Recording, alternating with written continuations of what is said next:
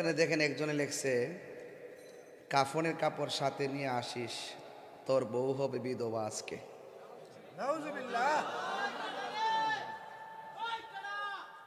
আর একজনে লেখছে,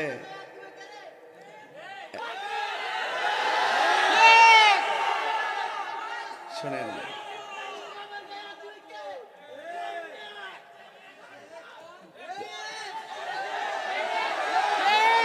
আস্তে, আমি বসুন, আপনি বসুন বসুন বসুন, একটু বসুন। তাহির হুজুর, মাথায় একটা পাগড়ি সবসময় রাখি, নতুন করে আমাকে কাফন আনার কথা বলার কোনো প্রয়োজন নেই। যদি আমি শহীদ হয়ে যাই, আমার এই জামা দিয়ে আমাকে দাফন করা হবে। কথা বলেন ঠিক কিনা বলেন। বৃষ্টিটা যখন আসছিল তখন অনেক মানুষ আনন্দ উল্লাস করছিল, বালুইছে বালুইছে বালুইছে বালুইছে।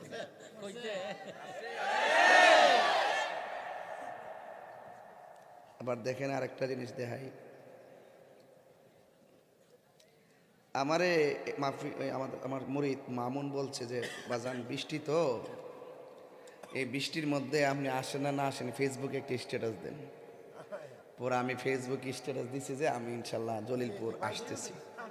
বলছিলাম, এখানে দেখেন একজনে লেখছে, কাফনের কাপড় সাথে নিয়ে আসিস, তোর বউ হবে বিধবা আজকে।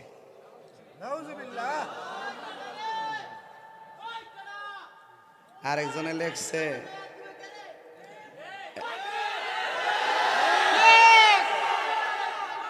শুনেন,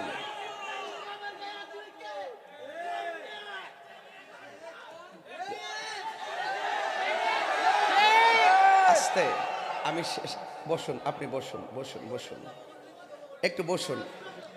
তখন আচ্ছা, একটু বসেন। আপনারা যেভাবে মানে প্রতিবাদ করছেন, এটা প্রতিবাদ করার দরকার।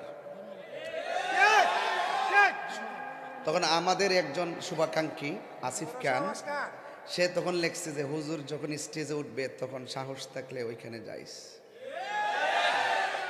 তাহলে ফেসবুকের অ্যাকশন ফেসবুকে চলতেছিল। পরে সে লেখছে, তখন সে আবার লেখছে, আইমু তোরা তাকিস, আমি যে কথা বলছি ও আজে তাহিরিকে বলিস। তো আমি তো ফেসবুকে দেখছি। তো আমার কথা হলো, এই কথাটা যিনি লেখছেন, চুনারুঘাটের সাথে আমার কিন্তু সম্পর্ক প্রায় 20 বছরের কাছাকাছি। আপনারা বলতে পারবেন যে আমি কারোর সঙ্গে কোনো বেয়াদবি করছি? আপনাদের সাথে আমার ভালোবাসার কোনো কমতি ছিল?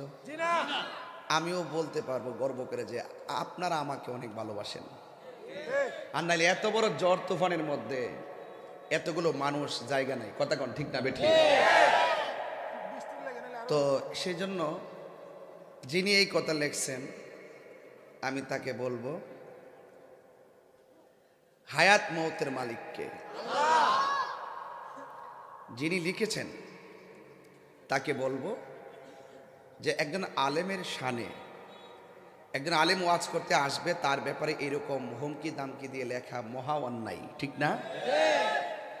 তবে আপনার আব্বা আম্মা যদি বেঁচে থাকে, আপনার আব্বা আম্মাকে আমার সালাম দিবেন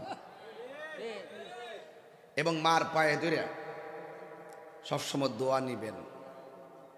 যদি আপনি মার দোয়া নিতে পারেন, জীবনে কোনোদিন কোনো মানুষের বিপরীতে এইরকম হুমকি দামকির কথা আপনি লিখবেন না।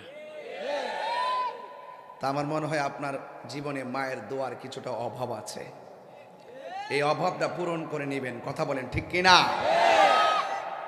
আল্লাহ পাক যেন তাকে হেদায়েত নসিব করে, আমিন পড়েন।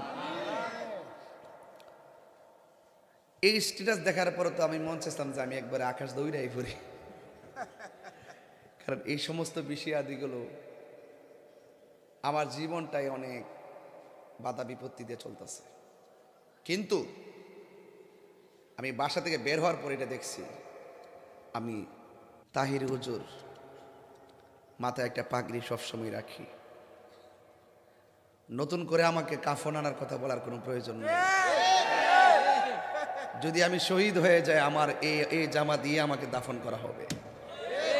কথা বলেন ঠিক কিনা বলেন। আল্লাহ পাক সকলকে বুঝার তৌফিক দান করুন। নাম নাকি মামুন, ওই যে আমার আগে আনলো জুয়েল, খুব কষ্ট করছেন তারা। আমি ধন্যবাদ না জানাই পারবো না জলিলপুরের মানুষরে, কারণ এত বড় তুফানের মধ্যে ওরা দেখেন চেয়ার নিয়ে আসছে, এক পাশে চেয়ার দিছে, চেয়ারের কত দিব, হাজার হাজার লোক দোকানে থাকতে হবে ততলা চেয়ার, মানুষ কি কম, হাজার হাজার লোক, মাঠ অনেক বড়। আমি জানি বাবা ফাইতা না যে এত লোকের চেয়ার সোনারগড় ফাইতা না, মার হাবা জোরে গন। তো শেষ পর্যন্ত ওরা লড়াই করছে, এটা লড়াই কইরা কি হারছে না জিতছে?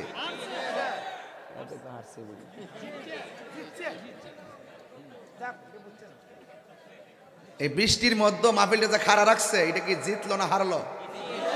জিতছে। আল্লাহ পাক যেন এই কমিটিদের পরিশ্রমকে কবুল করে, আমিন কন, আরো বড় করে কোন আমিন। বাইরে ঠেলাঠেলি করিস না, আমার বল লাগে বাবা, হুমকি দিস না।